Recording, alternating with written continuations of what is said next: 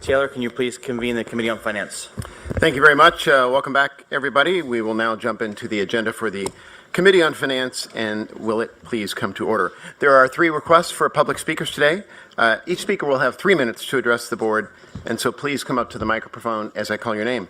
Our 3 speakers are Garrick Wilhelm, Ejmin Hakobian, and Jennifer Egan. Thank you. My name is Garrick Wilhelm. I'm the Vice President of External Affairs for Associated Students at San Francisco State University, here to speak on behalf of the students I was elected to represent. Students in the CSU have been dedicated for many years to lobbying Sacramento on behalf of the CSU for full funding of the CSU budget. After many years of hard work, we are now at a place where the CSU is getting the funding it has needed for so long. Now students in the CSU have joined with the UC, the community colleges, and private colleges and universities to join together in a unified campaign for reform and reinvestment in our state's financial aid system. We are finding success in the support of the legislatures in the idea of increasing investment in students who attend this institution. The response from Chancellor's office has been to continue to seek more investment in the institution. While they go about asking for more money, they tell students that they can't support our efforts to press for financial aid reform because it just isn't wise to overwhelm the legislature with further strains on a very healthy state budget. Now that lack of support of our efforts has turned to opposition on important reforms that could make a real difference in the affordability of college for all students in California. This squarely characterizes the CSU system as a bureaucracy that has a never-quenching thirst for more money to further bloat an already overbearing system that isn't interested in solving real problems. Not only is this lack of support discouraging, it is plain wrong. Legislators right now are working on developing a completely new Cal Grant system that will work to fund more of the needs students have to afford a college education. They recognize the terrible threat on our future prosperity as a state because of the overwhelming student debt. The speaker is working to carve out about $200 million this year to begin these reforms. At the heart of this reform is the idea of a student contribution. This says that a student should be able to work about 15 hours a week at minimum wage and contribute about $7,500 to their education each year, regardless of their financial situation. The goal of these reforms is to provide state aid to fill the rest of the financial needs so students with the most need are not saddled with so much debt coming out of college. With the support that we are seeing from legislators for these types of reforms, it seems that Sacramento is more responsive to student needs than administrators in the CSU. We need an administration that is more student-focused instead of bureaucratic. We ask that staff withdraw their oppositions to the needed financial aid reforms and begin supporting students in returning the promise of an affordable college education to California. Thank you. Mr. Hakobian. My name is Ejmin Hakobian, and I'm here to share my opinion. Continuing on what I shared with you earlier. So first, the vote of confidence from the student, vote of no confidence on President Covino by the students, then the academic senate. Students quietly walked out of that meeting and walked towards the administration building, right? And when they got to the administration building, President Covino asked the chief of public safety to block off the entrances to the building. These are students trying to ask President Covino resign or talk to him about what they care about the most, their own future, their education. But then they were faced with the police officer armed. Let me give you a history on the chief of police on our campus. He received his first vote of no confidence back in 2016 with President Covino, and he's still in the office. He's been asked repeatedly by the students to stop these militant campaigns on campus, and he's very incompetent. He has a notorious record for messing up the parking situation on our campus and giving students tickets in the areas that they were forced to park because they had to go to the class and get their spot, otherwise to lose it. We asked him to dismiss those tickets, and he pushed through and kept them, asked students to pay for those. So vote of no confidence from the students, 50% of the faculty using police to create a physical barriers for students to talk to their administrators. And this is why Chancellor White's comments are hypocritical at best. This is why. So earlier, he said, listen to your dissent and learn from it. Tell me, Chancellor White, how is listening to the students and bringing police to not let them inside your building, that's listening to your dissent? I know you're not going to answer that. Let me go to your second hypocritical statement today. You said there's abundance of talent and there's lack of opportunity. Under your leadership, there are more campuses that are going through impaction. And we just had $500 million the governor gave to the CSU to increase enrollment. Under your leadership and the incompetency of the President Covino, there's an impaction status, and we are forced to decrease student enrollment. Chancellor White, President Covino, it's enough. Students should not pay the price for your incompetence. Please resign as soon as possible. Thank you. Ms. Egan.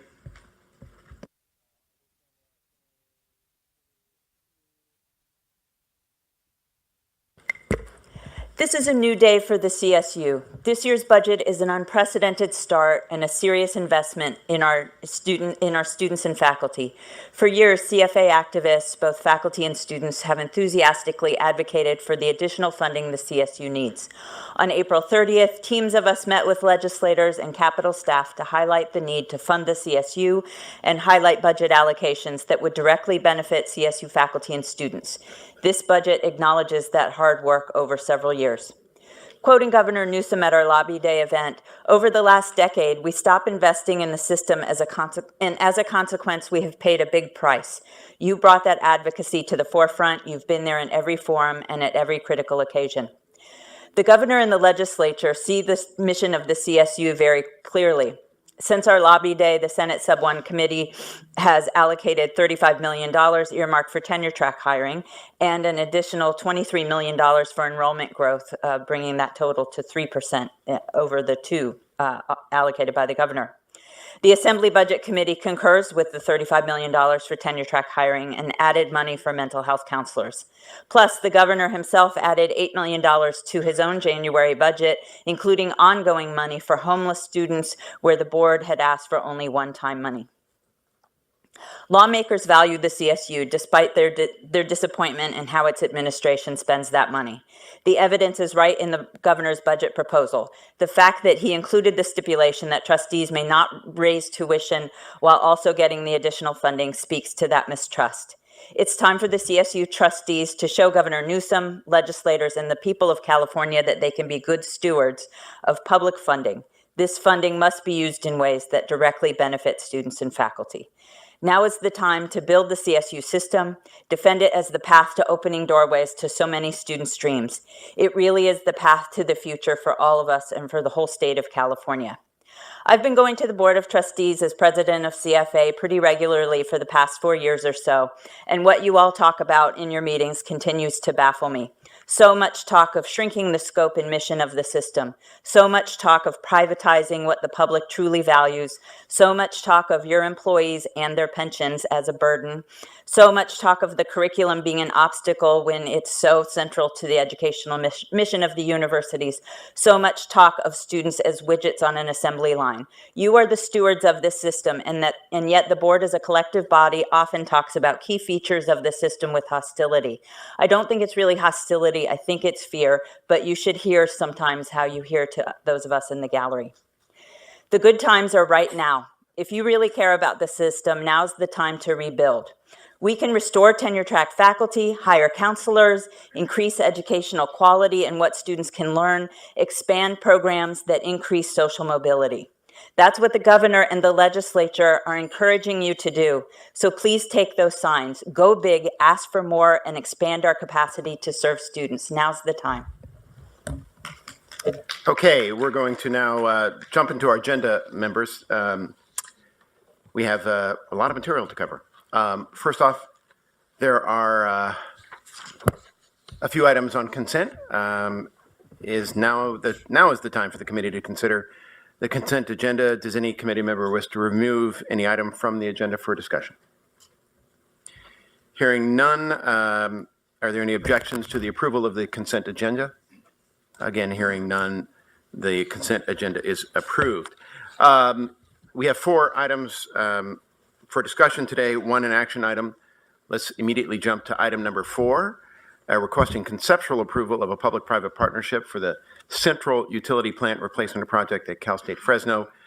Item will be presented by our CFO, I got that right this time, Steve Relier, President Joe Castro, and Robert Eaton, our Assistant Vice Chancellor for Financing, Treasury, and Risk Management. Steve, please begin. Thank you, Chair Taylor.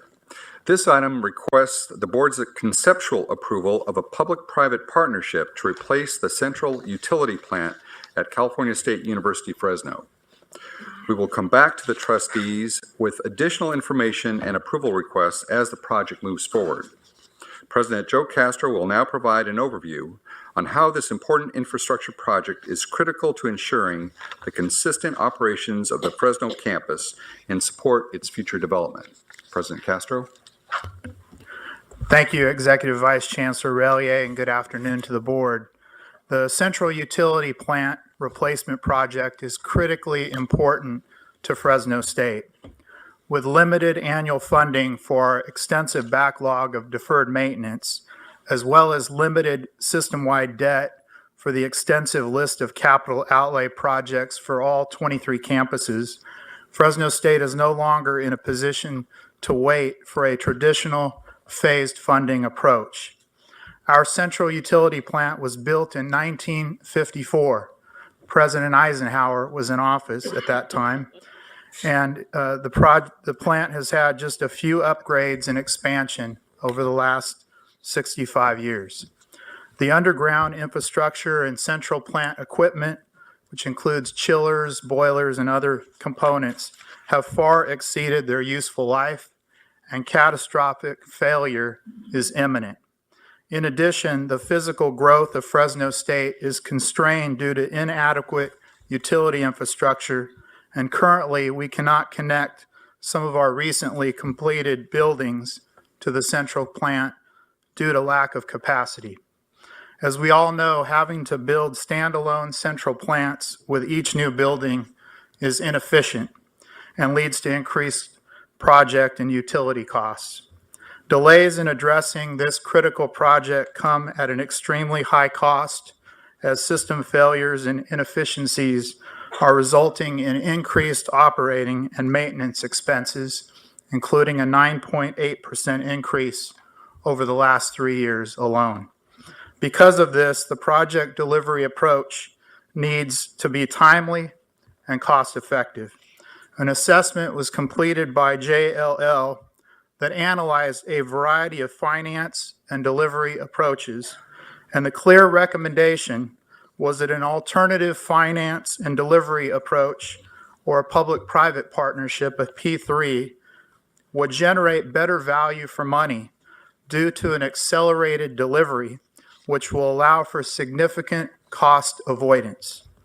A P3 delivery method could save up to $279 million on a 40-year cycle basis as compared to a traditional design, bid, build approach. A request for proposals was issued in October 2018, which yielded 9 responsive and qualified teams. 4 teams were shortlisted and have been invited to respond to the RFP. I sincerely appreciate the support from Executive Vice Chancellor Relier and his team here at the Chancellor's office, as well as Chancellor White, as we've worked closely together throughout each step of the project planning process. I thank you in advance for your consideration of this vitally important project, which is Fresno State's highest priority project. I will now hand the presentation to Assistant Vice Chancellor Eaton to provide additional information on the proposed project. Thank you, President Castro. The project plan is comprised of several major elements, including the following: the installation of new equipment in the current plant location, replacement of hot and cold water distribution systems, an energy management and control system, and other energy conservation and efficiency measures throughout the campus facilities. The new plant equipment and distribution systems will operate at a higher efficiency, resulting in additional heating and cooling capacity, energy savings, decreased operating costs, and improved reliability. Overall, the project aims to significantly improve central plant reliability and allow for critical campus growth. Following conceptual approval from the board, the campus will conduct a competitive bid process for the selection of a final development partner team. While the final structure of the project will be influenced in large part by the proposals submitted by competing firms, the campus expects that the final developer team will be responsible for, among other things, the design, engineering, financing, and construction of the project. The developer will also be responsible for the routine and life cycle maintenance of the designated project elements, while the campus will retain responsibility for the day-to-day operations. The preliminary project cost is currently estimated at a range of $130 to $170 million. However, the final cost will not be known until proposals are submitted and a development partner is selected. A portion of the project cost will be funded by the CSU Capital Outlay Program and campus contribution, but the bulk of the project cost will be funded through alternative financing provided by the developer partner. In addition, the developer will be compensated for their investment in services relating to life cycle maintenance through periodic performance-based payments by the campus over the life of the agreement, anticipated to be no greater than 40 years. Per Board of Trustees policy, as the project moves forward, all related master plan revisions, amendments of the capital outlay program, proposed schematic plans, financial plans, and proposed key business points of the finalized development plan will be presented at future meetings to the Board of Trustees for final approval prior to execution for any commitments of the development and use of the property. Chair Taylor, that concludes the presentation, and we're happy to address any questions. Mr. Eaton or President Castro, you've shortlisted the 4 firms. What's the estimate on timing when you're actually going to be in a position to make a decision? I What's think your we're looking guesstimate? I think we're looking to go to RFP later this summer, early in the fall, if that's correct. Yes. And then probably looking to finalize an agreement sometime in hopefully the first quarter of 2020. Any guess on when this might come back to us for final approval so you can actually like turn or shovel? Probably shortly thereafter. Typically what we do is we would negotiate those final terms, and before we actually ink the agreement, we then bring it back to the board and we present those key terms and conditions. So if we stay on that schedule, March might be a touch ambitious, but maybe March, May, something like that. But that's kind of the time frame as it currently stands now. So You got a system that's like a lot older than me, and so time is of the essence, I think. All right, got a couple of trustees who want to chat. We got Trustee Sebelius, Trustee McGrory, Trustee Fagan, and Trustee Carney. So a few weeks I had the pleasure, maybe pleasure is not the word, to visit the campus of Fresno, and they actually made me climb the tower, the cooling tower. They have 2 towers, a new one and an old one. The new one is working fine, but if something goes wrong, the campus would be without heating and cooling. And in Fresno, you can imagine how that is. Now, they brought me up there in my suit and tie in 90-degree weather. Thank you very much, President Castro. But what is nice is the new tower. What is shocking is the old tower. They made me go inside, look inside, and it looks like a dungeon, and it's rotten. I was also shocked when they showed me the maintenance room. So the operating room, I don't know what the proper name is, where they control all the flow of the heating and the cooling of the campus, has a desk that I've once seen in Elvis Presley's garage. So, and when I started at San Jose State in 1995, I had one of those desks. So I think this is prison furniture from the 1950s. That's okay. I mean, everybody can operate on a table, but the desktop computer on there is purposely old because the software on which the heating and cooling runs on Windows 95. And they needed to find an old computer to even be able to run the software on that system. Now, that is shocking, right? I mean, we are talking about telling our story, and of course, we want to tell our success story and our story in the most beautiful way. We show pictures of smiling students and shiny new buildings. But we should also sometimes, depending on our audience, we should tell the different story, right? We should show them pictures of our inadequate classrooms, of our libraries with crumbling facades. You campuses know which one I'm talking about. And the underbelly of our utility plants. I mean, legislators need to see it. The public also sometimes need to see what we have to put up with, what our staff, what our faculty, what our students have to put up with. It might help with our bond issue, but we are in dire need of fixing these things. And I'm totally in support. I had the chance to talk to the Vice President for Finance. I'm totally in support of this public-private partnership, which I believe is fairly unique in the CSU when it comes to utility plants. I heard that at San Jose originally we had one, but then San Jose took over the utility plant all by themselves. So this is innovative. This is good. This is generating money when the legislators, the state doesn't come through for us, or the campuses cannot find the money anywhere else. So it seems to be a win-win situation. It's absolutely needed. I can attest to it, and I'm for this creative financing project. Great. Thank you, Trustee Sebelius. Trustee McGrory, Fagan, Carney, and then Morales, and Kimbell. Is this the first time we've done this for underground infrastructure at P3?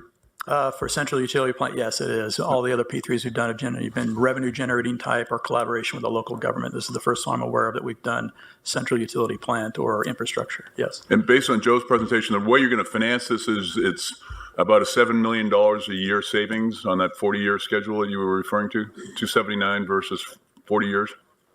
Comes out to about $7 million. Bob, I think I'll have you respond to that. It'll probably be higher than that. It's a present value basis. And it's the amount of the payment that the campus will make will kind of accrete over time, increase over time with inflation, but it will be considerably less than what we've analyzed as the all-in cost if they continue with business as usual, the cost of O&M, or if we finance it ourselves in the capital program. All-in costs, the analysis is that this will be less over time. So you'd be shifting a future expense into a debt service line item to the private developer. That's one way to look at it, yeah, because you got the O&M, so that'll come down a little bit. You got the capital costs, that can be moved over to help service this payment that will go to the developer partner. Okay.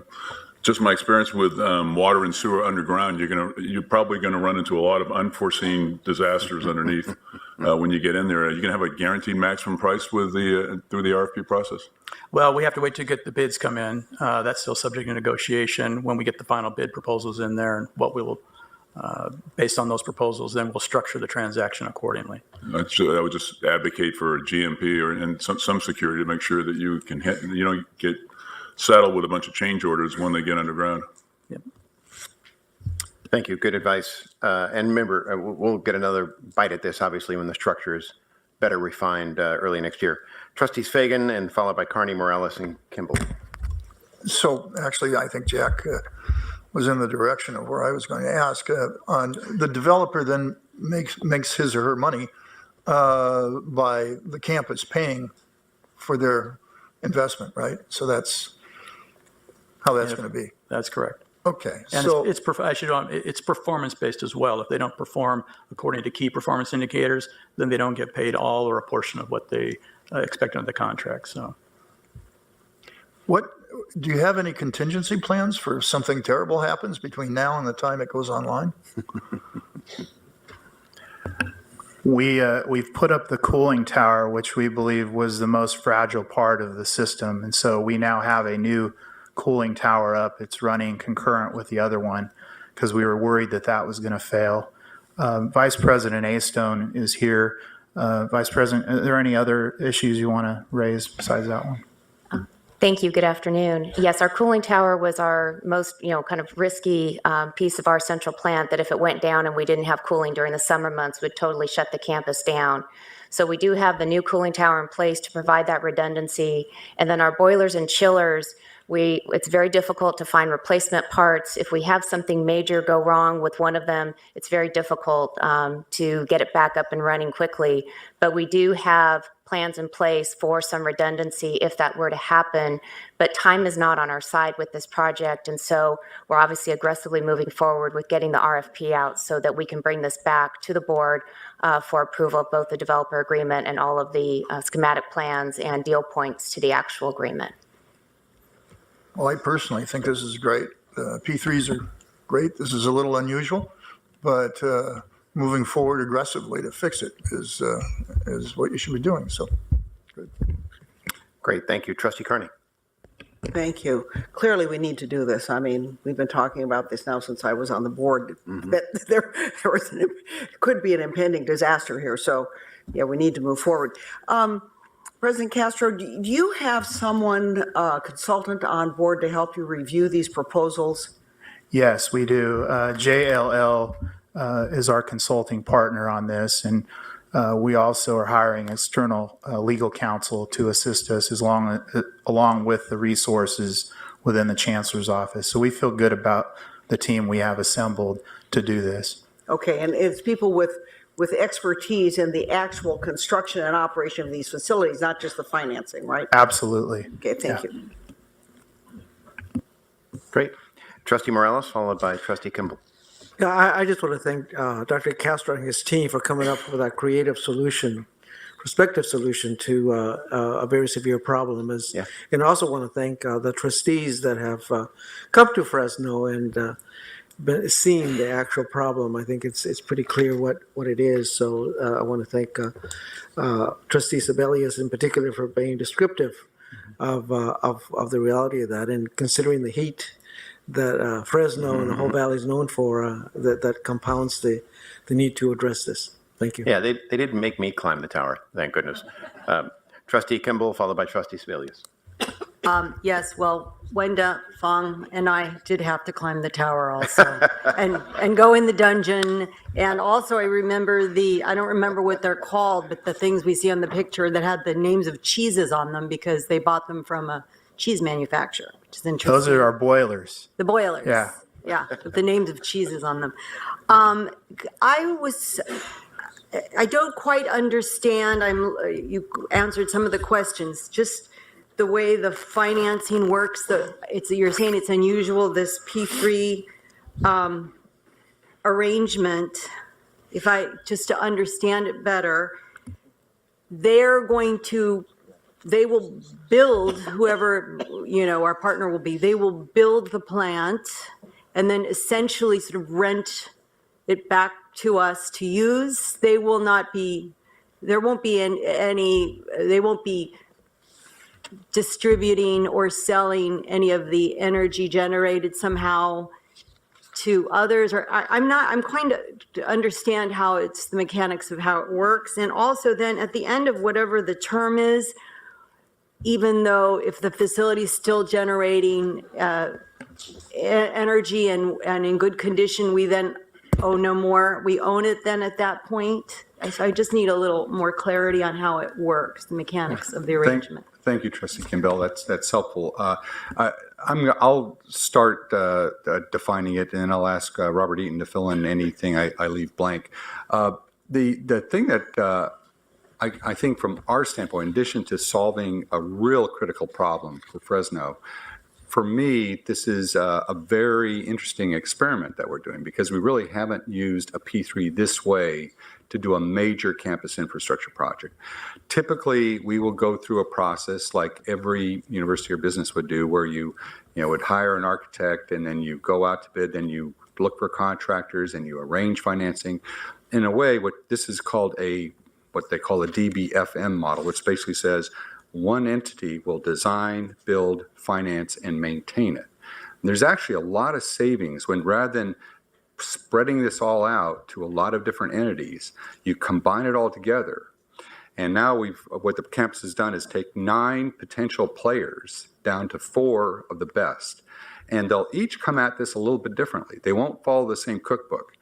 one of the things we're very interested in, and we actually brought in Barclays, people that Trustee Taylor knows, to actually evaluate some of the technology. And we're hoping that we're going to see in these 4 bids for that entire design, build, finance, maintain, that they're going to use different technology as well. And not the technology that we built the plant on, or even the plants that were built 5 years ago, that will get some potential savings there, because obviously there's a huge incentive on behalf of whoever the partner is to do this as efficiently as possible.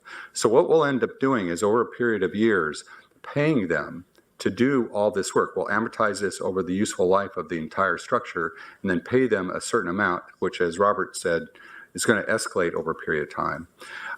It is money that we're going to have to spend, but as President Castro talked about earlier, we're going to end up spending a heck of a lot more if we don't do this. The other thing that President Castro mentioned that we can't forget is, while the criticality of a potential failure is paramount to do this, the practical matter is, every time President Castro adds a facility, we can't hook it up to the plant. And that is very inefficient and very expensive to actually create a series of mini plants throughout the campus. So to us, doing the project is there's not an option. But doing it this way, we're hoping we're going to learn some insights about, how does this work? Is this a good model for this kind of project? As President Castro said, we have brought in external experts to help us look at that, and they say, yeah, give this a try. This might be the best way of doing this. And have other institutions done this kind of arrangement of a P3 that you know of? There are institutions that, UC Merced is actually an example of a campus who has done this on a kind of, I would say, a mega scale, not just with infrastructure, but with other elements as well. Mm-hmm. And there are some others.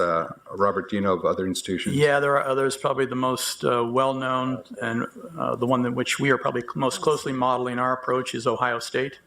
They did this probably about a couple of years ago. They went through the whole RFP process. And so, go ahead. Yeah. No, and then finally, so we still don't know how long the term is. It says no greater than 40 years. Say if it's 30 years, are we then, well, presumably still will be paying for maintenance and, upkeep of it. But then we will have paid back in that term the costs of building the facility. That's correct. All the financing and construction costs.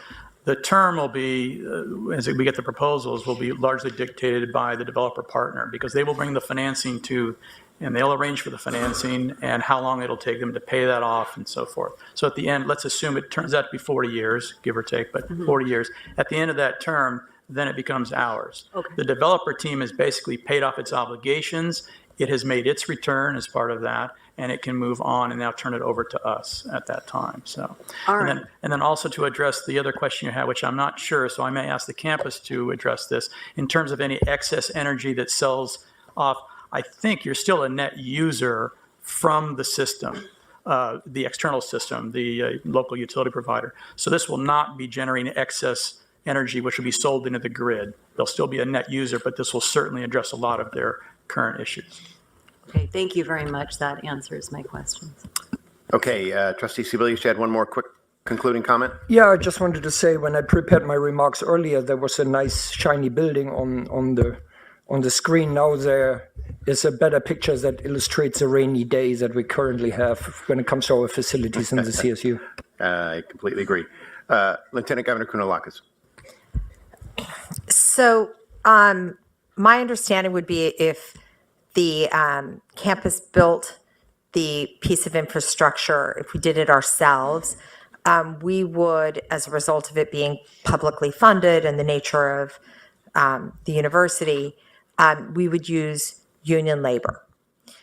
How does that factor into your process? As bids come in, will the developer partner let us know whether or not they intend to use union labor for construction and then later for operation and maintenance? Yeah, I'll let the campus comment, but first of all, One of the reasons we're maintaining the day-to-day operations as opposed to the developer is precisely for that reason, to be sensitive to the existing labor staff and facility and plant staff on campus. I'll invite President Castro to comment additionally. We would use union labor for this project. Vice President Stone, is there anything beyond that? I don't think there's any qualification there. No, it would be a prevailing wage project, just like any other CSU project. And Robert is correct that that's one of the reasons why we left the O out of DBFM, because we want to maintain the operations on campus using our labor. Thank you. Okay. Any other questions on this, members? It is an action item before us. So if there aren't any other questions, oh, Jack, do you have one more question? Just to clarify that, I think they're going to have to pay prevailing wage. We always have to do that. Always. On the campus properties, but that doesn't automatically mean it would be union. It could be a non-union bid paying prevailing wage. Right? Mm-hmm. Okay. The item before you, again, is conceptual approval. This comes back to us March, May, maybe January of next year. It's 65 years old. I mean, as you say, time is of the essence. We move as quickly as they can. I think January might be ambitious, just given. All right. What did John Wooden say? Be quick, but don't hurry. But how about be quick and hurry? Well, we'll move as quickly as we can. So. All right. It's an action item for the Committee on Finance. Only committee members may vote at this time. May I have a motion? I make the motion. I have a motion and a second. Great. Any other discussion? Hearing none. All in favor, say aye. Aye. Anybody opposed or abstain? The item is approved. We have three information items before us today, members. Item 5, providing an update on the 2019-20 operating budget. Steve Rellier, our CFO, and Ryan Storm, our Assistant Vice Chancellor for Budget. Steve, please begin. Thank you, Trustee Taylor. So we're in the final days of the budget cycle, and in approximately a month, we'll know exactly how much funding the state will provide CSU for the 2019-2020 fiscal year. As you know, the governor was very responsive to CSU needs in his January budget proposal, and we support the proposed investment in the university, and we stand ready to serve our current students and additional California students. Based on information we will cover in this presentation, we're encouraged that the budget cycle may end with the funding that we need to invest properly in our current and future students through the graduation initiative, fairly compensated faculty and staff, and improve the physical learning environment. However, we can't take anything for granted. Today, the CSU community must work this next month to ensure together, the CSU community must work this next month to ensure that the governor's funding proposal holds and improves for the university. Okay, so on the screen now is an outline of what we're going to talk about. Ryan is going to start with providing a recap of the governor's May revision proposal. Secondly, he will provide a recap of recent Senate and Assembly budget actions that just occurred last week and this week. And third, he'll describe the impact that state decisions will have on the CSU, and more broadly, how those decisions could affect California's future. And with that, I'll turn it over to Ryan. Thank you, Steve. So nearly 2 weeks ago, the governor released his May revision, which is an update on state revenue estimates and necessary and desired changes in state program funding for the approaching 1920 fiscal year. We confirm that the state revenue picture exceeded January expectations by $3.2 billion. That represents a change of approximately 2% on the entire state budget. Most of those new resources are one-time in nature, and the governor dedicated them to building reserves, paying down debt, reducing pension liabilities, and providing Proposition 98 required funding to K-12 education and community colleges. Beyond that, there were some new investments in state programs, most of those for one-time purposes. You'll recall from our January meeting that the governor's January budget proposal included a $300 million recurring increase, as well as $262 million of one-time increases for the CSU. We confirmed earlier this month that the governor held to those earlier commitments and proposed 3 additional incremental increases for the CSU. Now, the governor is concerned about student homelessness and housing insecurity, and he proposed a $6.5 million recurring increase to help. There is an additional $750,000 recurring increase for Project Rebound, including his January proposal that raises the total to $1 million for this program. And last of the three, there is a one-time augmentation that would provide student support services to a small cohort of former foster youth students at the Sacramento campus. The governor's May revision is not the end of the budget cycle. The legislature made recent decisions of their own. So for the past 6 months, the Advocacy and State Relations Office, my office, and hundreds of other students, alumni, staff, faculty, and administrators have been engaged in advocacy with individual members of the state legislature and their staff, and at several legislative budget hearings. The CSU community has consistently advocated for the funding to maintain the tremendous progress of Graduation Initiative 2025 to ensure authentic access and to provide fair compensation for our employees. Because of those efforts, I have some encouraging news to report from the state legislature. So last week, the senators released their funding plan for the CSU. When compared to the administration's proposal, the Senate's proposal would provide more recurring funding for the CSU budget plan, $353 million in recurring dollars and $262 million in one-time funding. The Senate's plan fully funds employee compensation and mandatory costs like the governor's plan, and it goes further by fully funding year 3 of the graduation initiative.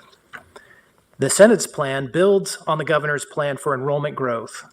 Under the Senate's plan, we would serve an additional 10,000 full-time equivalent students, or I should say a total of 10,000 students, not addition to the 7,300 he already proposed. So lastly, for this slide, the Senate concurred with the governor on one-time funding for deferred maintenance and basic needs partnerships. So good news out of the Senate.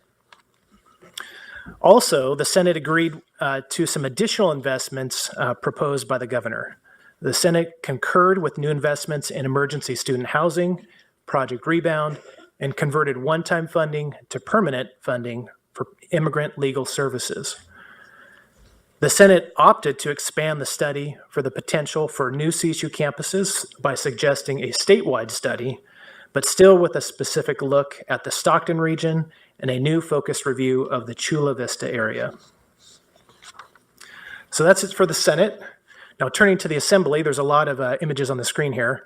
Their budget plan for the CSU was finalized this morning, and no, I did not have a special souped-up DeLorean that got me back and forth in time to do that.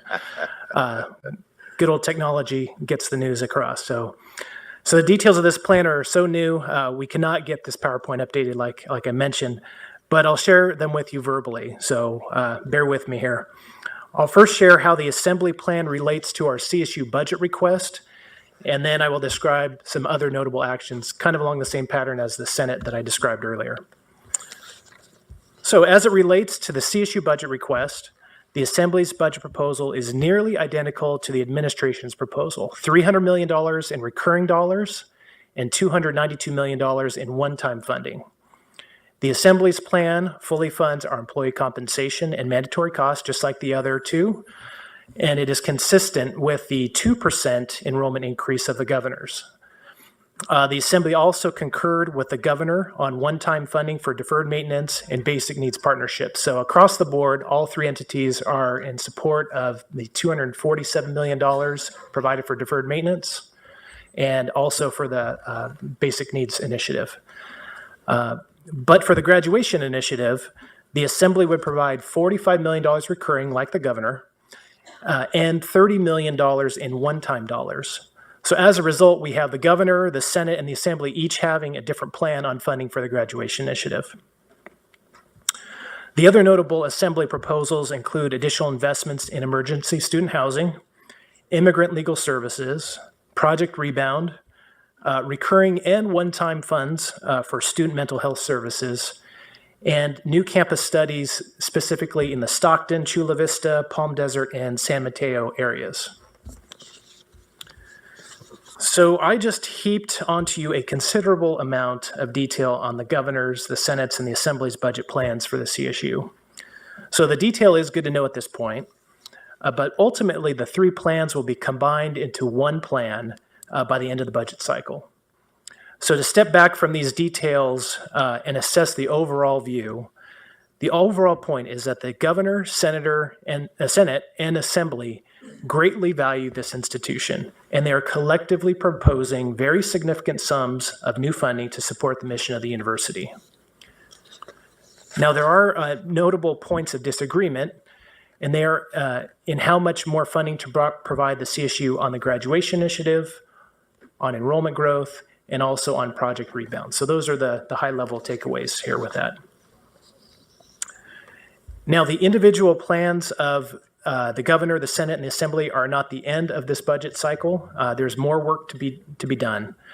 Our strategic budget advocacy efforts will intensify over this next month as we approach early June, when the legislature and governor will make the final decisions on our budget. Between now and then, there are a few key state budget steps that remain. In late May or early June, because we are somehow this cycle being very compressed and everybody wants to get done early, it seems like, it might be in early May, the Senate and Assembly may come together to create a single legislative budget plan. It could be right before the beginning of June.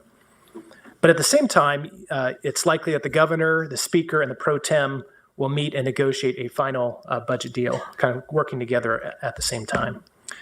Now, Steve has some concluding remarks. Thank you, Ryan.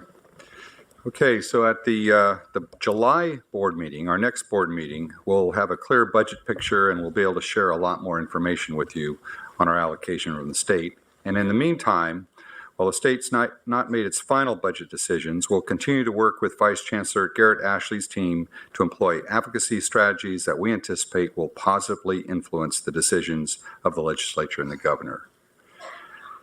Now, if we're successful in getting additional money for enrollment and for the graduation initiative, we'll be positioned well to meet our share of California's degree gap, which will help more prospective and current students graduate with the expertise and knowledge necessary to move California's economy forward. Thank you, and Ryan and I will be happy to take any questions. All right, members, happy to open it up to any questions folks may have about the budget at this stage. I have Trustee Morales, Trustee Hinton. Well, I just want to thank everybody for working to get us to this place in Sacramento.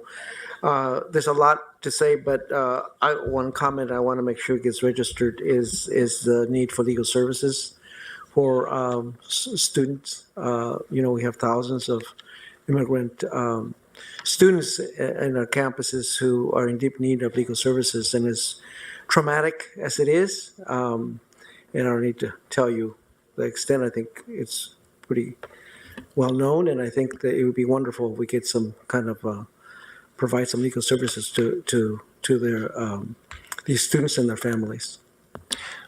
Trustee Morales, just to reply to you on that, so far we have all three of the leaders agreeing with you and have proposed on a permanent basis about $7 million for those. So as of right now, unless there's something dramatically changes, which I seriously do not anticipate, I would anticipate that those legal services will be available indefinitely. That would be great news. Trustee Hinton. Thank you for the updates. This might be too early in the process to answer my question, but since I won't be here in the future to stress the importance of focus on basic needs resources, I wanted to ask now what the funding for emergency housing might look like for system-wide. I know some campuses offer that, but other campuses haven't had the capacity or funding to offer that resource, and so I was wondering what that might look like for the CSU. Well, also as of today, it looks like all three entities have approved $6.5 million of recurring funding for emergency student housing, so that's good news as well. In terms of underlying, I'm maybe reading into it a little bit too much, but you might be asking what's the underlying, how much funding do we typically provide on a system-wide basis? We'd have to do a little bit of research in order to identify how much funding would be that we have in the base, so to speak, in order to provide that. But in terms of an initiative that has been spearheaded by the administration and then supported by the Senate and the Assembly, looks like there's some significant funds dedicated for that purpose. Follow up? Yeah, please. Mm-hmm. This may not be appropriate for the committee, but if we have time, what would that look like campus-based for our schools? I know as far as allocating funds to different campuses, that would be figured out by some equation, I'm sure. But as far as like using that funding to implement resources, would that, I'm not sure what it looks like on campuses that offer emergency housing now, but if someone could maybe give an example of a resource offered on a certain campus. Well, I'll take a stab at the first part of it. Right now, but all three of the leaders have decided that they're interested in that amount that I mentioned, $6.5 million. But there's a lot of debate about what the program is and what it should be. And they are going to be engaging on how that formula would work. So we will obviously do our best to be involved in how that is to shake out. So at this point, we don't know for sure because they have to kind of iron that out. So, well, can I follow up, if you don't mind, Trustee Hinton? Ryan, when will they know? Obviously, if you get the money, you don't want to spend a year or two studying it.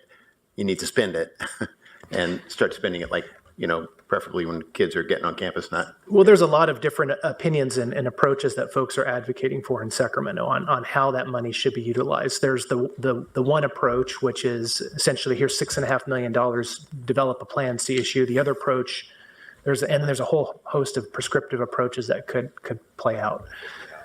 But basically, there's what will happen, I would say, in the next probably 2 to 3 weeks, that will become a little bit more solidified. But as of today, it's very vague and open-ended at this point. There are various folks that are interested, and there will be a lot of discussion, I'm sure, in the next few weeks. Okay, Trustee Hinton, follow up on this. I'll make it brief. I know I won't be here in the future for it, but if I could maybe request when those funds are being implemented on campuses and we're trying to figure out what system might work best, maybe a presentation from an individual campus and how they're using resources for emergency housing, or just maybe Dr. Beverly can introduce something like that. I'll be watching from the live stream, and I'd be interested for everyone's edification. We'll call it the Hinton Plan. All right, Trustee Carney, I have you next. I'm sorry, I couldn't actually hear everything that Emily said, so if I repeat some of what Emily said, forgive me. But, it's wonderful that we have this level of support in Sacramento this year from the governor and, of course, the Senate and the Assembly. But we do have to, we want to be accountable for this money. And so money that's set aside for specific purposes, I think this board needs to get reports on how the money is spent. We had the speaker, Jennifer Egan, say that we didn't spend $35 million on tenure-track faculty. And, there's no response to that because it's, made in public comment session. But we should have, there should be a report on that because we're responsible for how this money is spent. And because of the way this budget cycle works, we're on to the proposal for the next year before we've gotten any kind of information about how the money from the last year was spent. So I would just like to ask that the Finance Committee get reports on what happens with these specially designated funds and how they're used.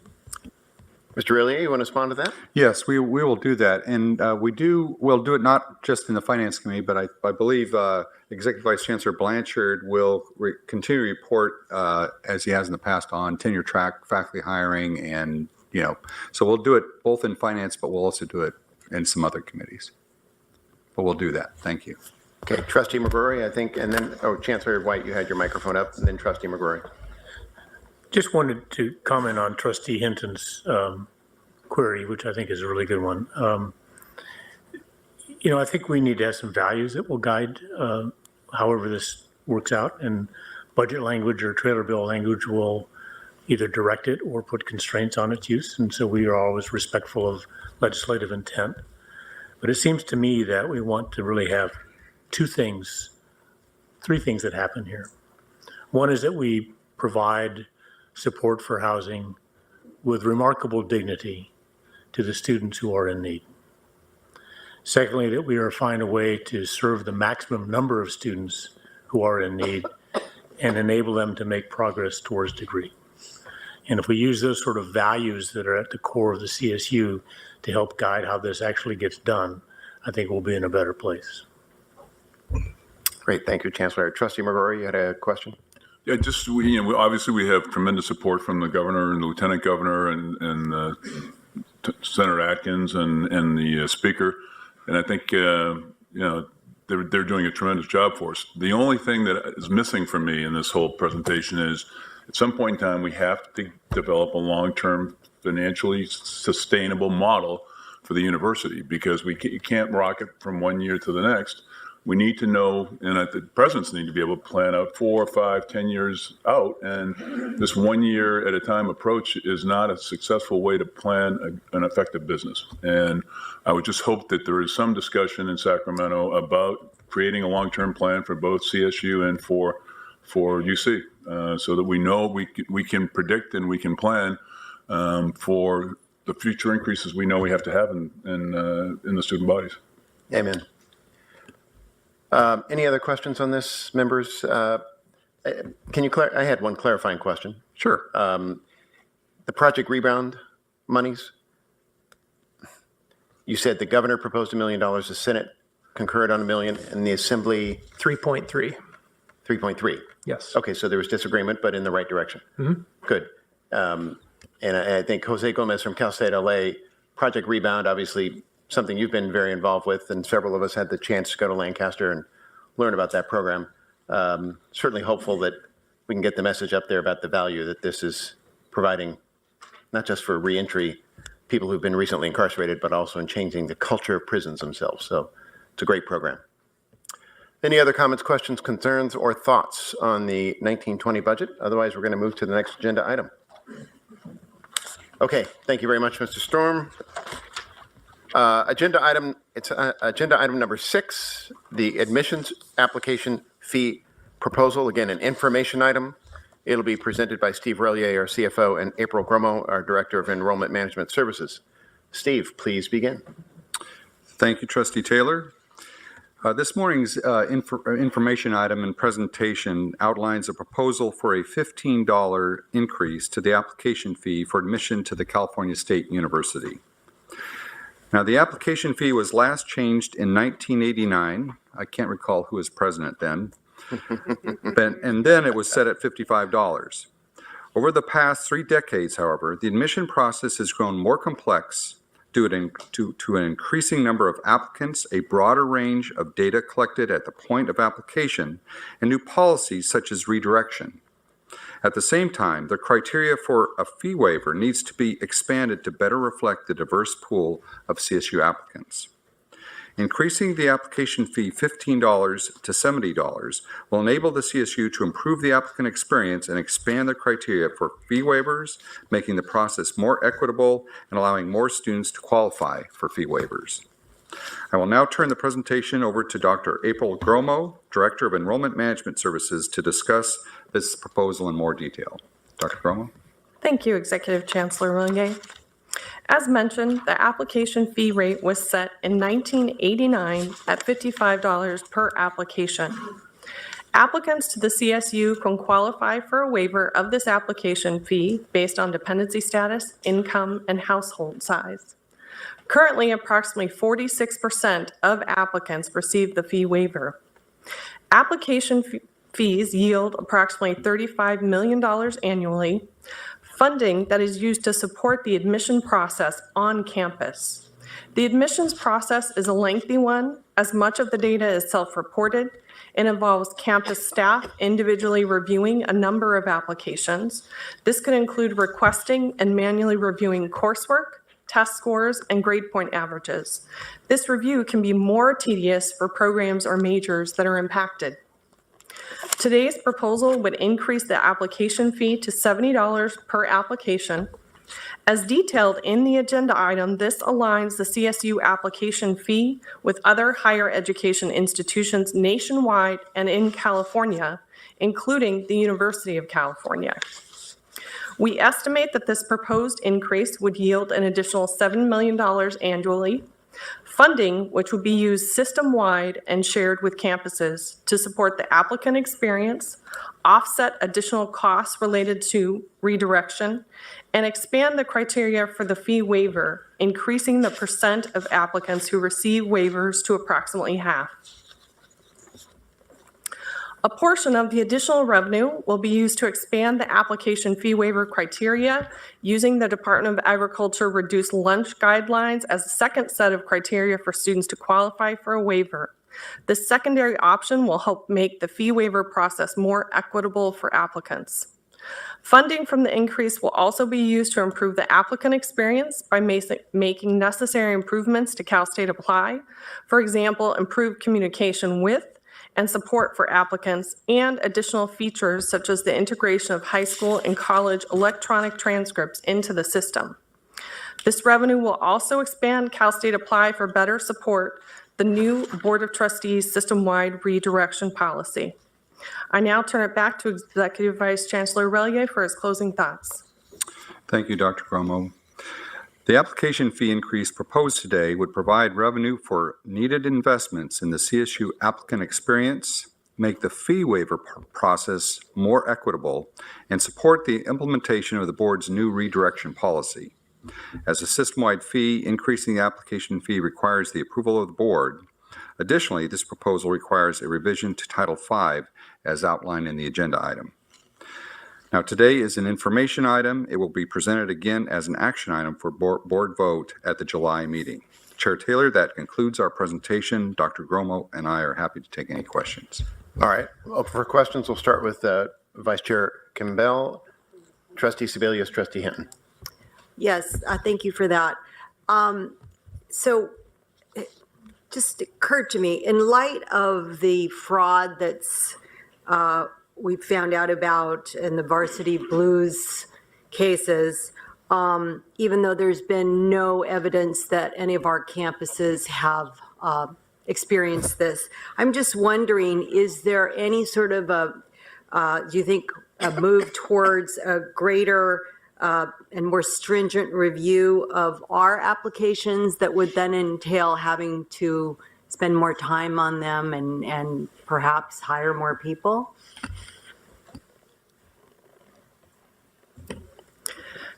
Today, campuses do a pretty thorough review of the applications. When they actually review the applications for self-reported data, they provide a conditional admission to an applicant. Then a official transcript, official test scores are required at the end to be able to clear that conditional admit into a clear admission. So we do have a number of students who maybe made a mistake or intentionally adjusted their grades for the better, but the final admission decision is based on official transcripts and test data. So you don't see any, that we're not going to have any need to, or you don't foresee that there will be more time expended on reviewing applications? On that issue, as I commented at the last board meeting, we are analyzing our admissions and will report back to the board probably in November on what we discover there. And if there's anything untoward, it requires a different approach, we will discuss that at that time. Okay, I've got a number of trustees who'd like to be heard on this. Trustee Sebelius, Hinton, Fagan, Farrar, did you have a hand up? I couldn't tell. Okay. Sebelius, Hinton, Fagan, Abrego, and Fong. Romy. So $70 for application to college doesn't seem too high.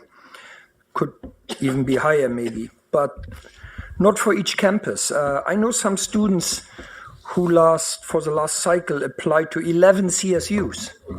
Now that's close to $600 right there. That is expensive. So, and that is only to the CSU. Maybe they also apply somewhere else. That's a considerable amount of money to spend. So I'm wondering how our new system works, whether it wouldn't make sense to, when students apply, they enter this portal, right? CSU Apply, and whether we would have a incremental increase in our own costs on a sliding scale. So what if we, let's say, charged $80 or $90 for the first application if a student generates one CSU application, but then for every subsequent campus application, we would not charge the same amount, but maybe $40 or $30. I don't know if this is reflective of our operating costs, but if it was, then it would be fairer to the students. And I'm also thinking if any additional application would not be $70 each, but lower, we would incentivize the students to apply at more campuses. And I could imagine that this would be an advantage to us, because if students apply to more CSU campuses than just to a few campuses of their choice, we would actually be burdened with less students to redirect. So if this is still feasible to fix or to adjust, if my assumption is correct that there's a sliding scale of costs and our operating costs, you can do the numbers. I think that would be a fairer way to charge the students to apply to a CSU, whether it's to one campus, to 3 or to 7 campuses. Is that Staff going to respond? Dr. Gromo? Or my recollection is different than that, so hopefully staff can answer. Sure. So the majority of students actually only apply to 3 or 4 campuses. So for first-time freshmen, the median of applicants is 4. Those that pay an application fee is 3. For transfer students, the median is 2 for all transfer students. For students with a waiver, it's actually a median of 3, and for students that pay a fee, it's a median of 2. We do see a bump at the number of 4 applications because that is the number of fee waivers that an applicant can receive for the term.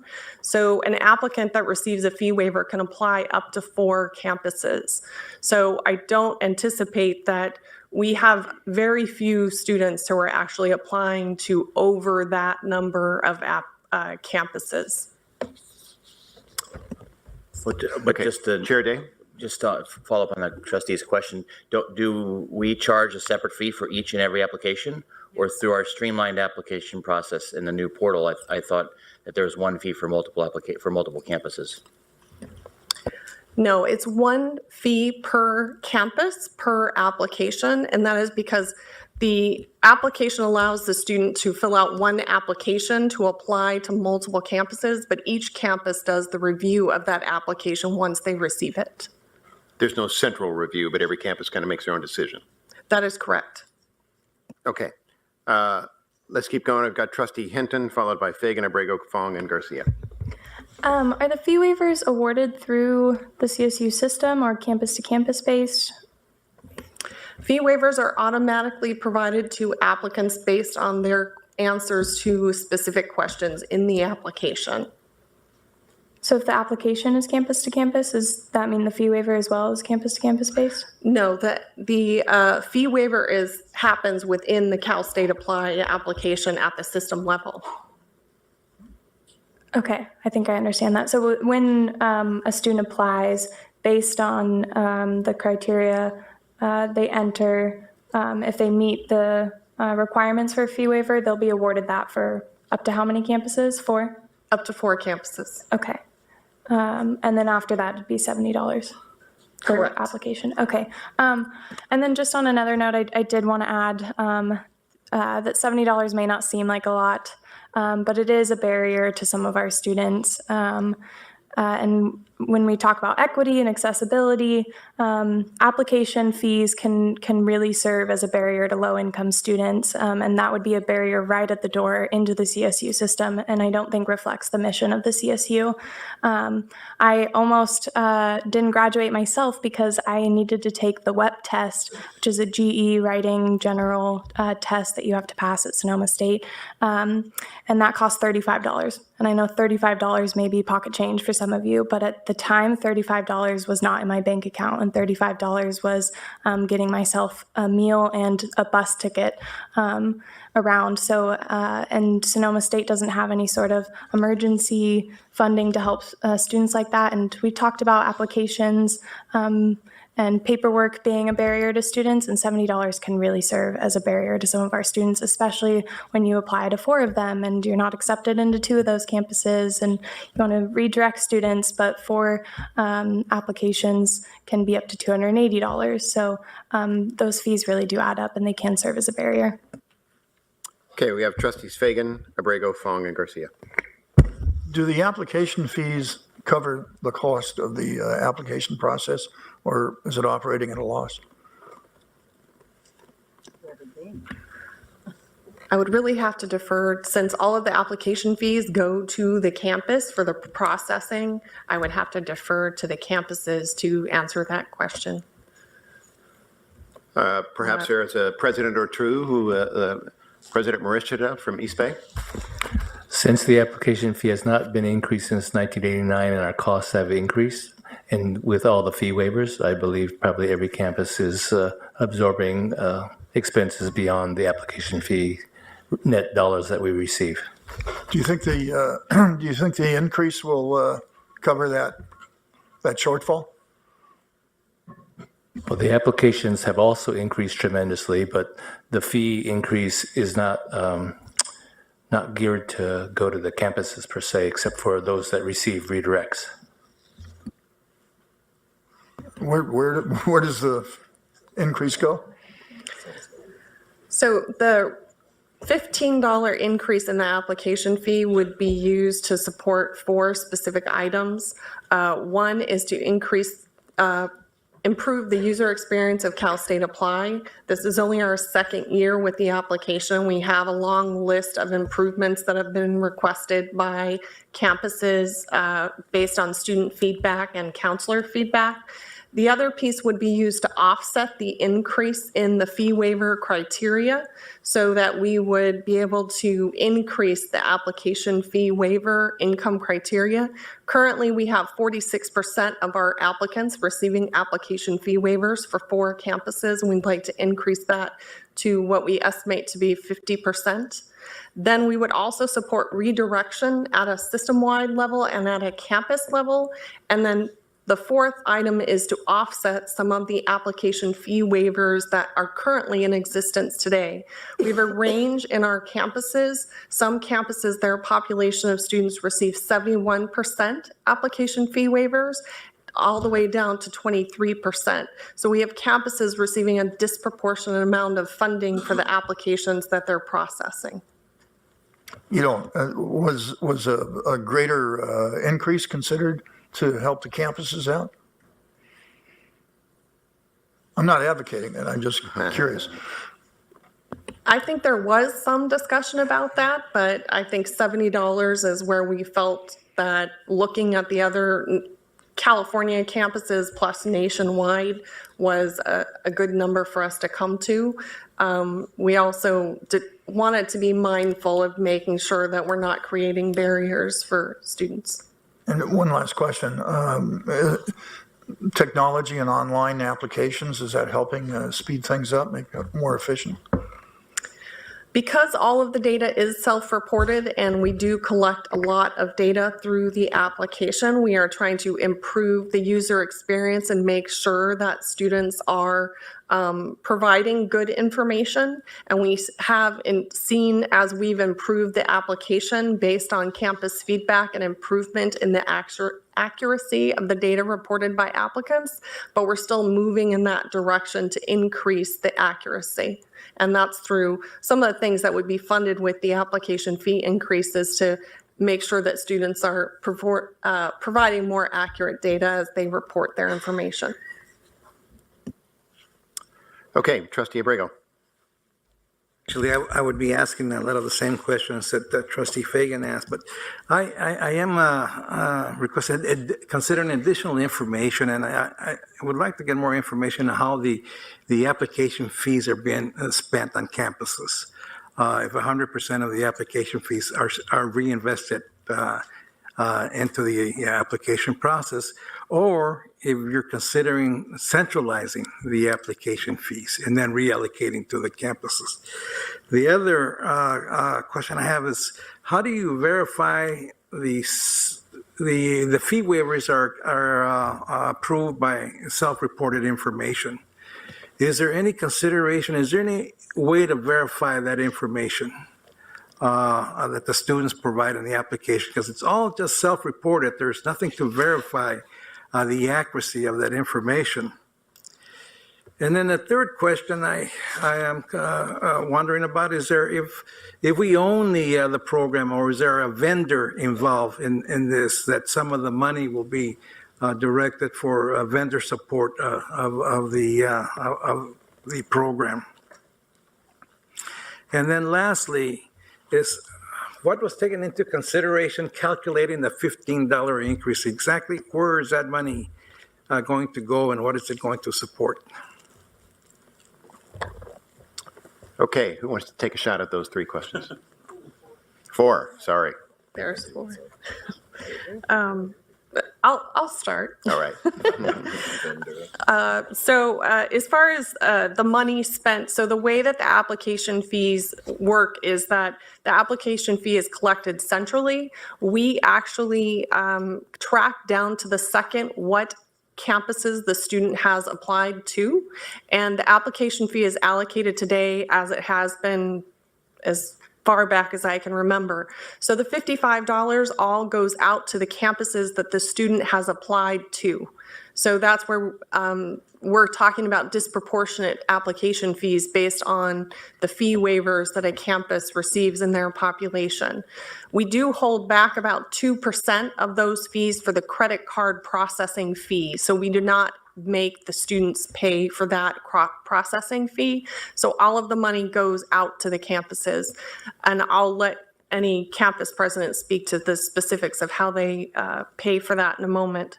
As far as verification of the income data, we have not gone down that path.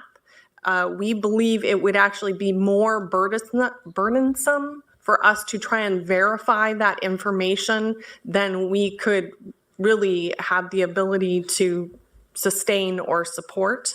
The only way we would be able to do that is through tax returns or some type of physical or electronic interaction, which would be quite substantial for a cost.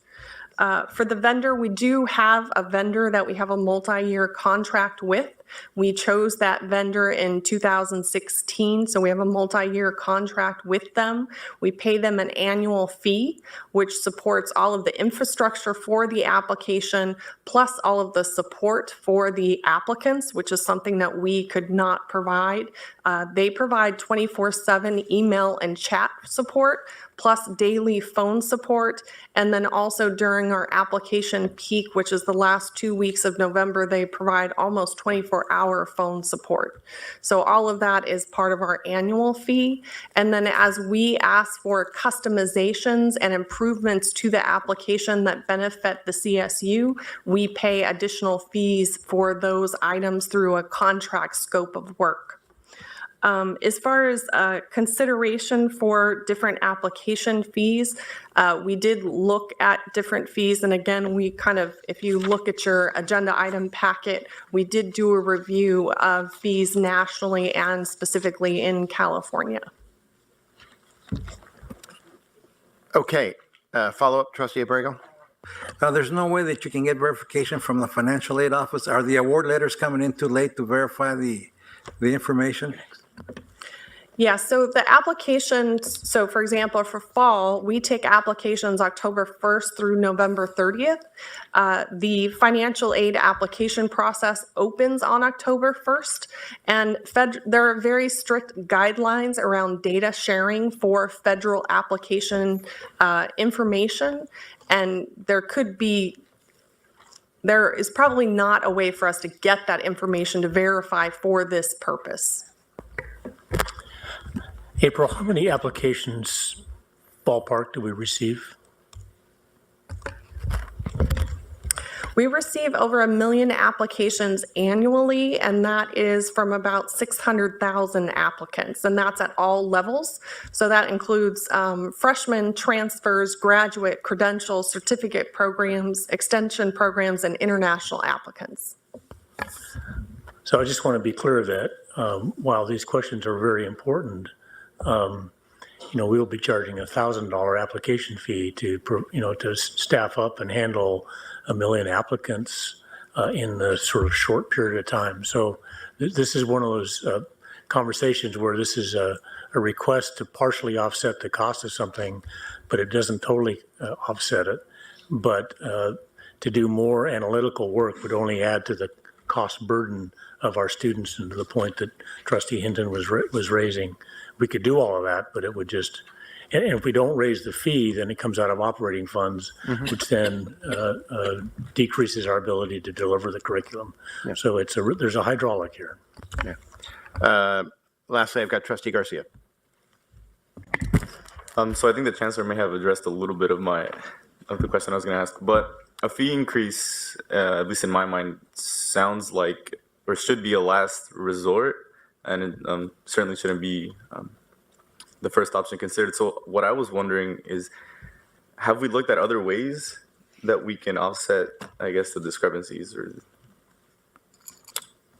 how we can make up this difference, I guess? And if so, what other ways could we? And if we haven't, what other things could we do rather than just putting this on our students' backs?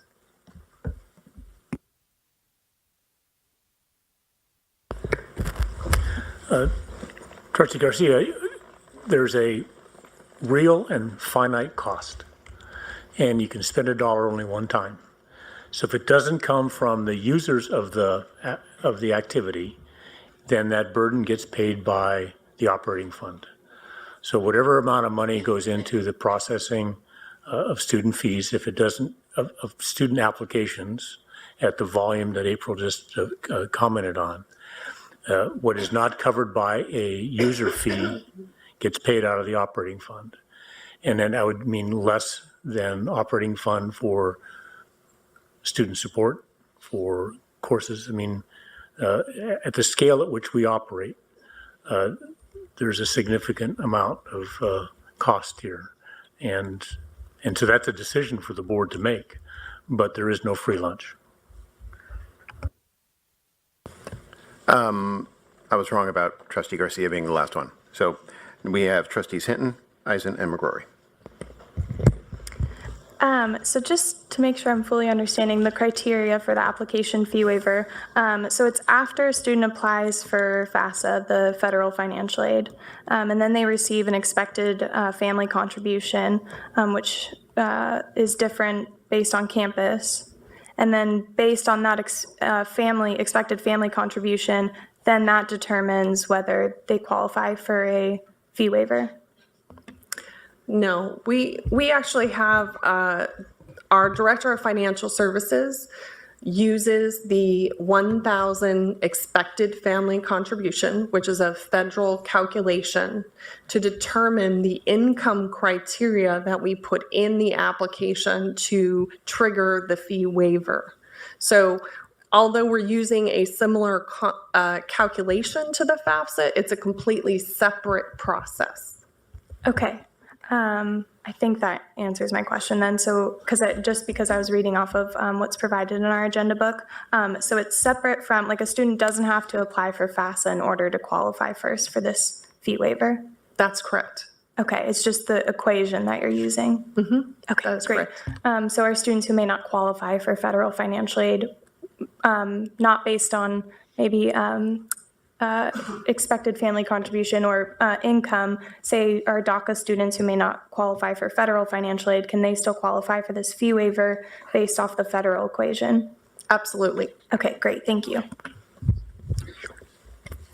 All right, Trustee Eisen. I first have a sort of basic math question, which I'm not understanding, because in the materials, it says this additional $15 is estimated to yield $7 million in new revenue.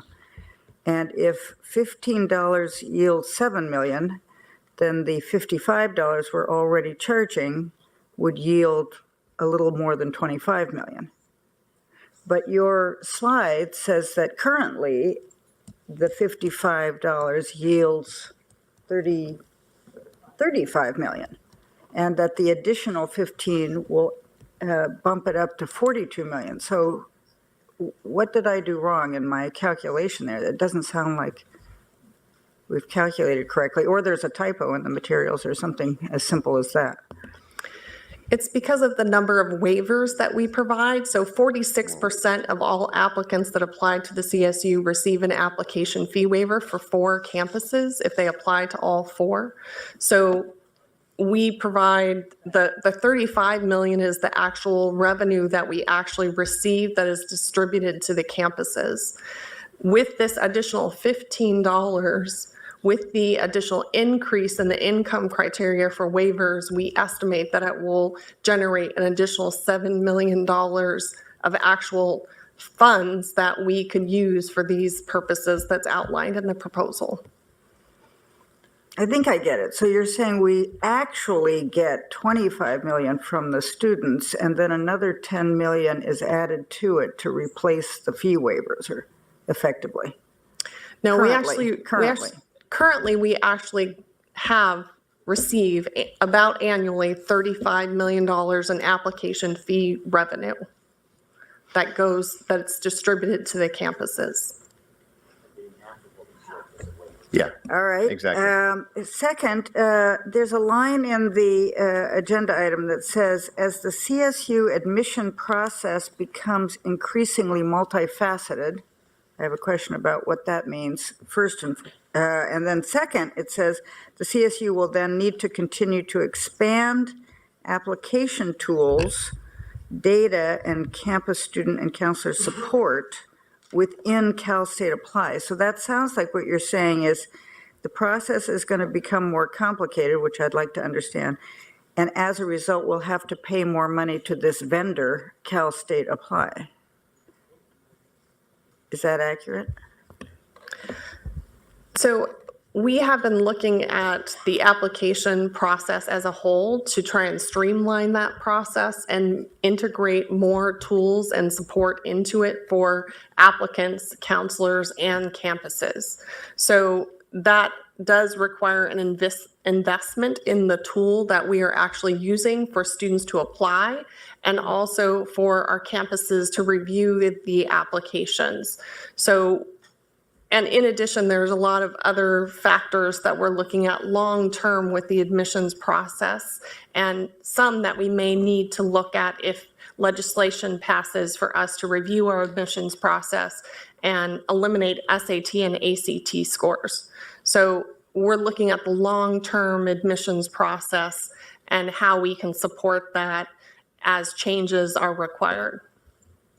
I'll add to that you are aware that we are legislatively mandated and are in the process of redirecting 28,000 students right now. Mm-hmm. And the amount of administrative as well as operational work that it's taking, and some of it is bearing on the Cal State Apply system, necessitates us to give high consideration to this application fee increase, because the amount of personnel that we are now engaging that we did not have to engage before, it's just unbelievable. And so we know this is year 1, and so it's a learning year for us. But I can assure you that the process that we are engaged in now to redirect students is not going away.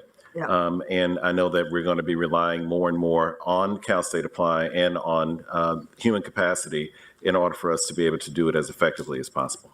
Got it. Okay. Trustee McCrory?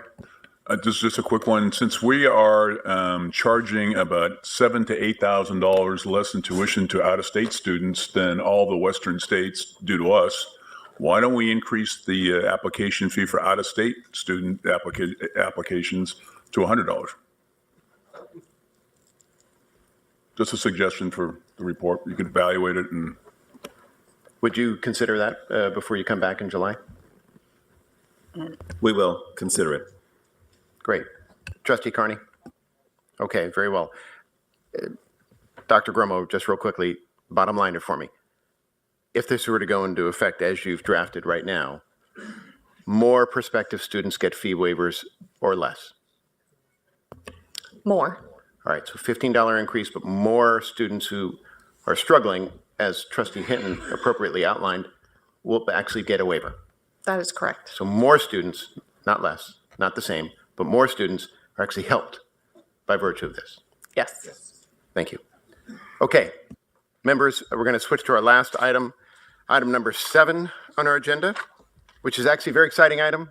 In a lot of ways, I think you're going to be thrilled. I know I was. Our CSU Financial Transparency Portal. Get ready to have a lot of questions answered. Steve Relier, Marek, take it away. All right. Thank you, Chair Taylor. The California State University is committed to ensuring that the citizens of California know how resources entrusted to the CSU are managed. To that end, the system strives to be transparent in all of its dealings with students, faculty, staff, alumni, the community, and businesses. As you know, we routinely present information to the Board of Trustees in the annual audited financial statements and the annual investment report that includes cash balances, investments at the end of the fiscal year, designated reserves, unrestricted and restricted assets, and annual investment results. In addition, for many years, the CSU has made available information about contracts, copies of audited financial statements, and internal audit reports through the CSU Transparency and Accountability website, which is shown now on the screen. And this is not a slide, this is actually a live system that you're seeing. The easiest way to find this particular website is to go to calstate.edu and just put in the word transparency in the search bar. So today, we're going to demonstrate a new communication tool to help the public learn more about the finances of the CSU. Working with an organization called OpenGov, the CSU created the Financial Transparency Portal, providing public financial reports and visualizations that are informative, easy to understand, and as you'll see, very interactive. Joining me today is Mary Eck, Assistant Vice Chancellor, Financial Services, who is going to take us through a live demonstration of the new portal. Mary? Thank you, Executive Vice Chancellor Relier. The Transparency and Accountability website now has a link to the Financial Transparency Portal, which you see on the screen. The portal includes information on how to use the site with a how-to guide, a description of CSU financial guidelines, and opportunities for visitors to comment. This new portal provides 5 years of actual revenues and expenses that can be viewed by year, campus, and fund. As an example, clicking on the CSU operating revenue brings up a pie chart of our annual revenues. Here you can view the CSU total operating revenues for 2017-18. The data for different years may also be viewed by sliding the selection to the left or right at the bottom of the pie chart. In 2017-18, for example, the pie chart shows that tuition and fees provided about 47% of our annual operating revenue. Clicking on the tuition and fees slice of the pie drills down to provide greater detail. The figures used to present the pie chart are also shown below in a table. The Financial Transparency Portal also includes stories that can be used to provide more in-depth information, added context, and detailed explanations. The first story published on the portal answers the question, what are reserves? The story includes a column chart showing reserves over the past 5 years. We also explain that non-recurring reserves are used to manage short-term obligations, fund capital infrastructure repairs and maintenance, and ensure that operating costs can be paid during times of economic and budget uncertainty. We have also included links throughout the portal that visitors can use to provide comments or questions or suggest other information that would be helpful to include.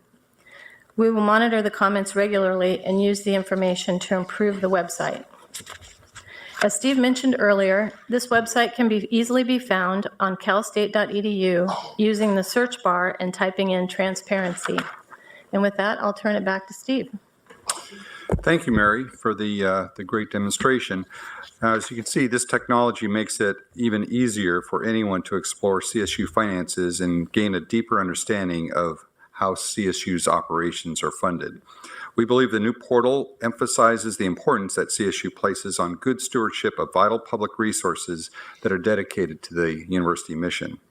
I want to take this time just to thank Mary Eck, our controller, Chriselle Vela, who is operating the website, and Brad Wells, who the three of them worked many, many hours to put this together. And thank you all for your great work. That concludes our presentation. Mary and I would be happy to answer any questions. All right, members, happy to open this up. I mean, there's a ton of info if you drill down on this by campus, by year. We've heard many times people say, gee, the finances are a bit of a black box, like you need, intermediate accounting course at University Extension to understand it. Now I think it's in a level of English that everybody can kind of get their arms around. So I think this is a big improvement. Congratulations to the team and the folks at OpenGov for really making this a lot more accessible. So any questions from members? You will want to go online and play with it a little bit. You'll find, an hour later that you're still kind of wandering around inside. Anybody? Trustee, okay, so how do we let people know this is available? Mm-hmm. And could you let us know the traffic that the transparency box generates? It'll be really interesting to see. Yeah. Thank you, Trustee Furstenberg. It's a great question. I'm going to work with my pal here on my left. This project, and I probably should have mentioned this earlier, in addition to Mary and Chriselle and Brad, who actually put the portal together, it's embedded in the context of Garrett's overall site that looks at other parts of the university and provides a window into that. So his team has done a very good job giving us the structure in which to build this thing, and it's integrated with it. So we'll work with Garrett to figure out what is the best way of communicating this. We initially did a soft launch just very recently, and we brought in Trustee Taylor to poke around at it and kick the tires. And I think we're probably ready for a more formal launch. And we have sent a press release out about it. Or in the process of sending a press release out. Trustee Furstenberg, you notice that President Verge is not here. He's out doing a rap video on open.gov, so it should be up. Put him on it. Yeah, there we go. All right. Thank you very much. Any other questions or comments on this, Trustee Eisen? Is this transparency information something that we were required to do because we're a public institution? Does it meet some kind of edict? And are other public institutions, for example, the UCs, doing something like this? Thank you, Trustee Eisen. It's a really good question.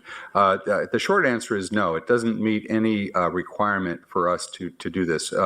All the other things I mentioned earlier in terms of our financial statements and all the other presentations to do with the board, cover all of those things.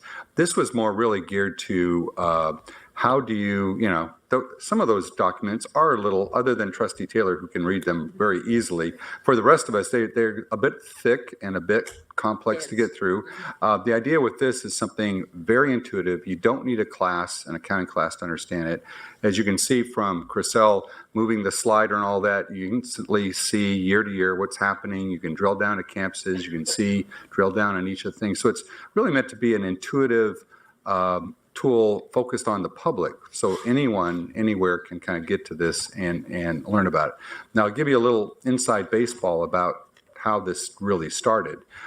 When then Governor Newsom was Lieutenant Governor, he was sitting right there next to Tim, and he said, hey, there's this cool tool called OpenGov. And some cities are using it. I think a couple of universities are using it. You guys should check it out. And Tim said, that sounds like a great idea. Tim talked to me. I talked to these folks. And we started constructing it. We also ran this by the campus presidents, who are very excited about it, because in a way, by allowing us to do this at this level, they don't have to make that same investment at their level. So that's kind of the way it started, and we're very excited about it. It's a good question. I haven't asked the UC what tools they use. Now, OpenGov is a organization that works, again, I think the city of Boston uses them. There's a number of and Jack may even be familiar with something like this. They probably have other tools that campuses, I know both within CSU and UC, use in addition to this. Right now, I know there's probably at least 4 or 5 campuses, CSU campuses, who also use this tool to do even more detailed work. So it wouldn't surprise me if a number of the UC campuses, maybe not at the system level, but maybe at the campus level, use either this or something that's sort of like this. Yeah. Okay. Thank you. Very good. Any other questions on this particular matter? Hearing none. Chair Day, I believe that, Chancellor White? Trustee Taylor, I think it's, in addition to being more readily available to anybody who's not at any level of understanding of accounting, there's a higher value and principle here. And that is, as we go through our annual budget cycle and the allocations of the resources from our students and from the state of California and from philanthropy, et cetera, auxiliaries, is, there can only be one set of facts. Now, there can be a range, and we encourage a range of opinions on how to invest our resources that we do have. And we try and do the very best decisions that advance the mission of the institution. But sometimes it seems to me over the last several years, there's an argument about how much money we have in account X or in reserve Y, or what a reserve is. Why don't we use reserves for one-time funds for recurring costs? And so by creating this much more accessible set of facts that are verified and audited, it should take the arguments away from what the real data are, and then allow the focus among trustees and with our stakeholders as to whether we're investing them in the very best interest of the institution and the campuses.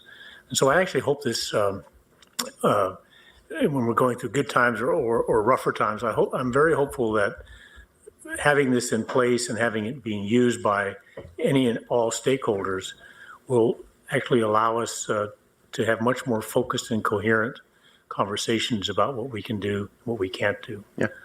And so I think that's the big principle and the value here, and what I'm very proud of, because I want us to be, 100% accountable to the public and private dollars that make this magnificent university do what it does for our students and for our state. Well said. All right, Chair Day, that concludes the business of the Committee on Finance. Thank you, Chair Taylor. Chair,